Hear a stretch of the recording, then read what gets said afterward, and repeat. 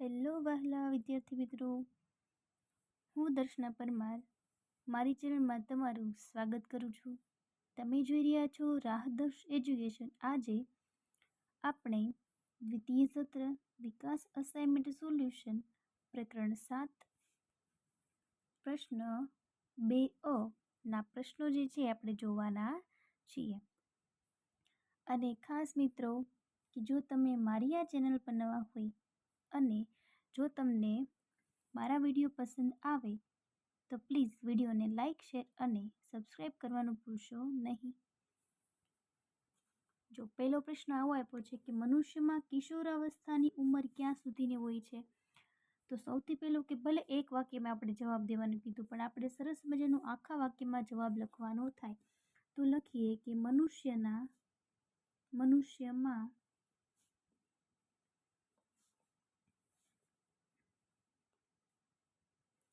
કિશોરાવસ્થાની ઉંમર 10 થી 19 વર્ષ સુધીની હોય છે. બરાબર. એની પછીનો પ્રશ્ન નંબર 2 કે તરુણાવસ્થામાં શાના કારણે છોકરાનો અવાજ ક્યારેક ઘોઘરો આપણને જોવા મળે છે? તો લખીએ કે તરુણાવસ્થામાં સ્વર પેટીના વિકાસના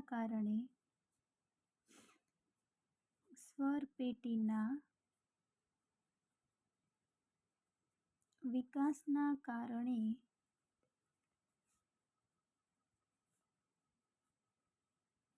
છોકરાનો અવાજ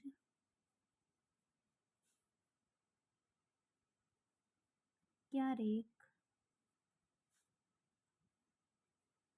ઘોઘરો થાય છે, એટલે જાડો બની જાય, આપણે જોતા જોઈએ છીએ. બરાબર. ત્રીજો પ્રશ્ન કે દેડકામાં કાયાંતરણનું નિયમન કોના વડે થાય છે? દેડકામાં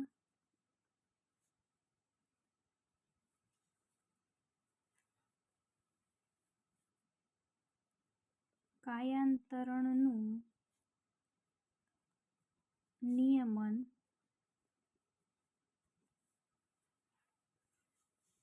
થાઇરોક્સિન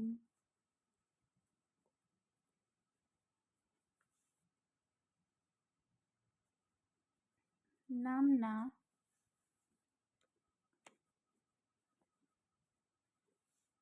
હોર્મોન દ્વારા થાય છે. ચોથો પ્રશ્ન થાઇરોઇડ ગ્રંથિ સંબંધિત રોગ કયો છે? આ તો સાવ સહેલો પ્રશ્ન છે, બધાને આવડવો જ જોઈએ. થાઇરોઇડ ગ્રંથિ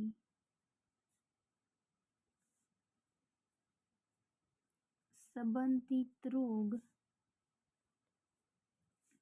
ગોઈટર છે. બરાબર.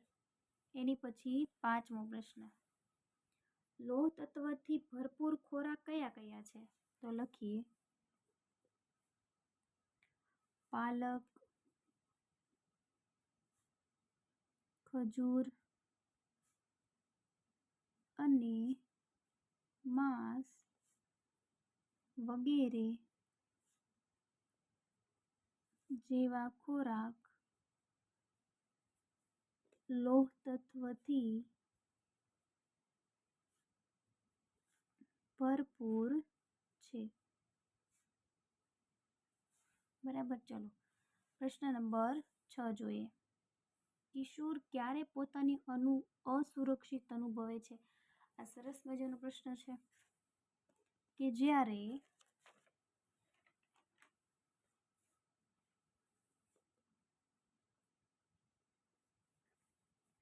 કિશોર તેમના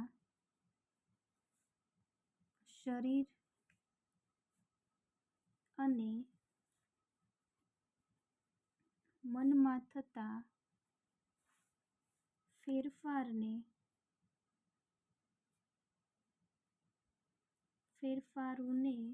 સમજવામાં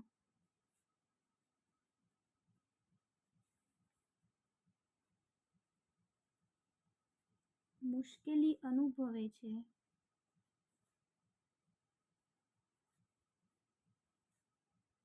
ત્યારે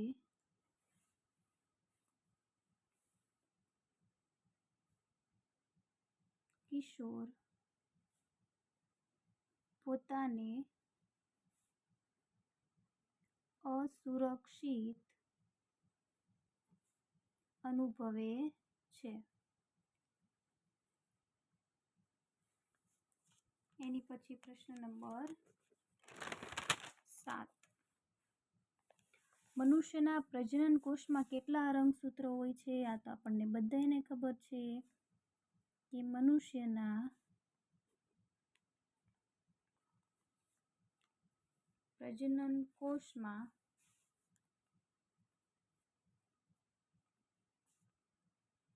23 રંગસૂત્રો હોય છે. બરાબર, 23 જોડ રંગસૂત્રો આપણને જોવા મળે છે. કેટલા હશે? 23. પ્રકરણ નંબર 8. એમાં બે બળોનું પરિણામી બળ કેવી પરિસ્થિતિમાં શૂન્ય થાય છે? તો લખીએ કે જ્યારે બે સમાન મૂલ્યના અને વિરુદ્ધ દિશામાં લાગતા બળો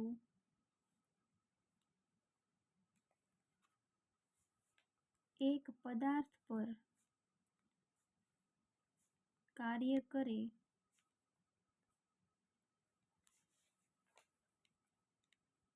ત્યારે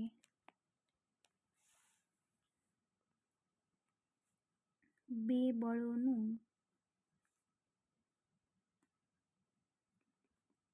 પરિણામી બળ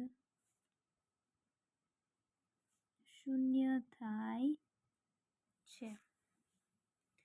બીજો પ્રશ્ન છે, ઘર્ષણ બળને સંપર્ક બળ કેમ કહે છે? તો જોઈએ, આપણે લખીએ ઘર્ષણ બળને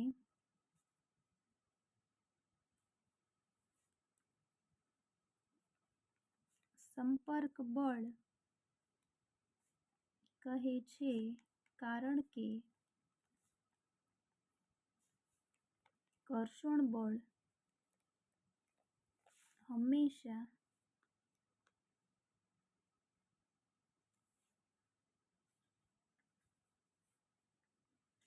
બે સપાટીઓના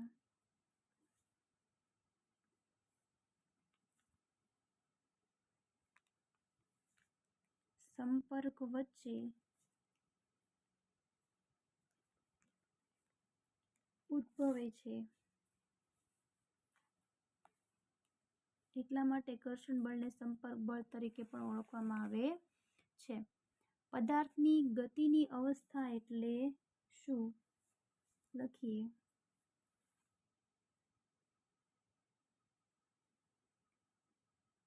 પદાર્થની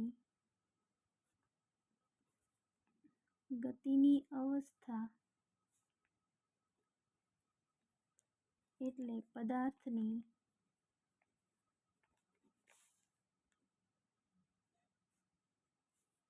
સ્થિર અથવા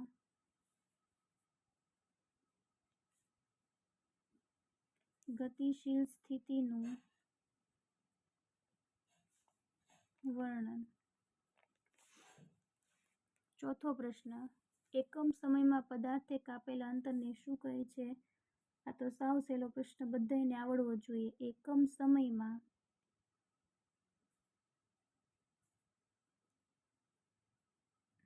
પદાર્થે કાપેલા અંતરને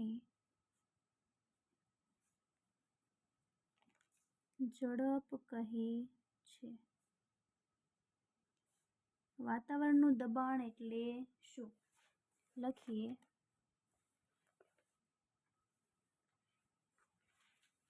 પૃથ્વીની સપાટી પર હવાના સ્તંભ દ્વારા લાગતા બળને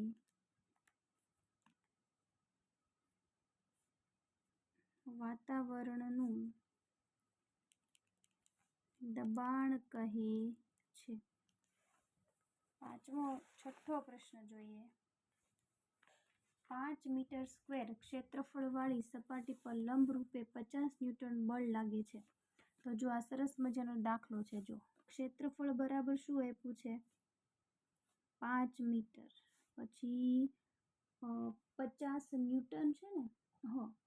તો એ શું આપ્યું છે? બળ આપ્યું છે 50 ન્યૂટન. આપણી પાસે સૂત્ર છે દબાણનું. દબાણ બરાબર બળના છેદમાં ક્ષેત્રફળ. બરાબર. બળ કેટલું છે? 50 ન્યૂટન. ક્ષેત્રફળ 5. 5 એ દાણ એટલે કેટલું થયું? 10. એકમ કયો આવશે? ન્યૂટન પ્રતિ મીટરનો સ્ક્વેર. બરાબર. એની પછી પ્રશ્ન નંબર 7. પાત્રમાં ભરેલા કોઈ પ્રવાહી દ્વારા પાત્રના તળિયે લાગતું દબાણ કઈ કઈ બાબતો પર આધાર રાખે છે? તો લખીએ પાત્રમાં ભરેલા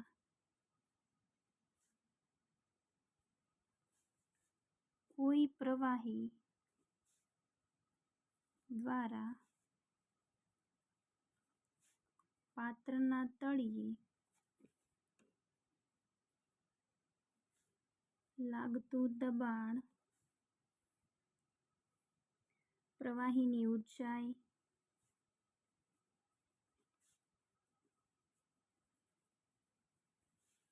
ઘનતા અને ગુરુત્વાકર્ષણ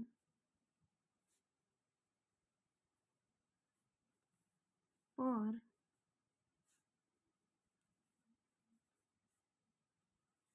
આધાર રાખે છે. ઓકે, અહીંયા તમારા પ્રશ્ન પૂર્ણ થાય છે.